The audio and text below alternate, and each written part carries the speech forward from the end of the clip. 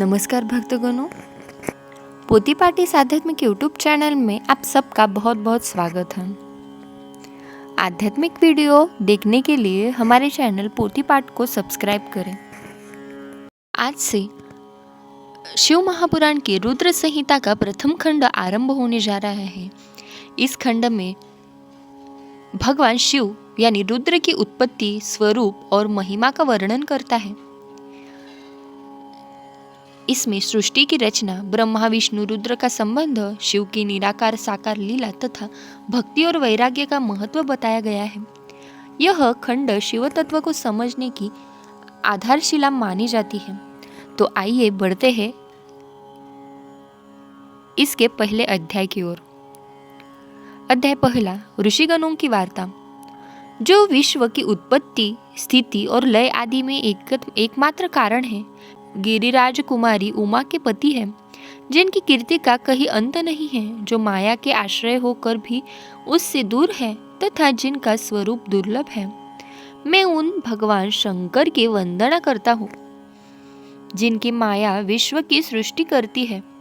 जैसे लोहा चुंबक से आकर्षित होकर उसके पास ही लटका रहता है, उसी प्रकार से सारे जगत जिसके आसपास ही भ्रमण करते हैं, जिन्होंने इस प्रपंच को रचने की विधि बताई है, जो सभी के भीतर अंतर्यामी रूप से विराजमान है।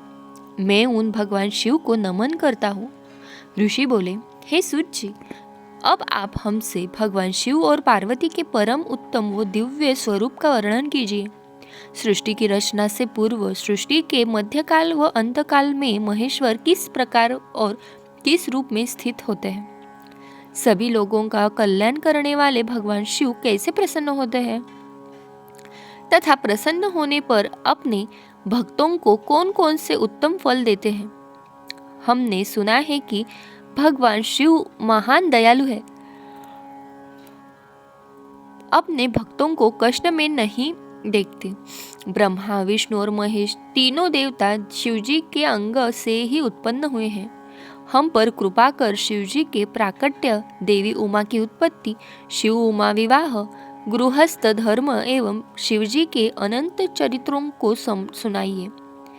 सूत जी बोले, हे ऋषियों, आप लोगों के प्रश्न पतित पावनी श्री गंगा जी के समान है। ये सुनने वाले, कहने और पूछने वाले इन तीनों को पवित्र करने वाले हैं।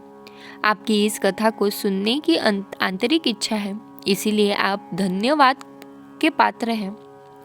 ब्राह्मणों, भगवान शंकर का रूप साधु, राजसी और तामसी तीनों प्रकृति के मनुष्यों को सदा आनंद प्रदान करने वाला है।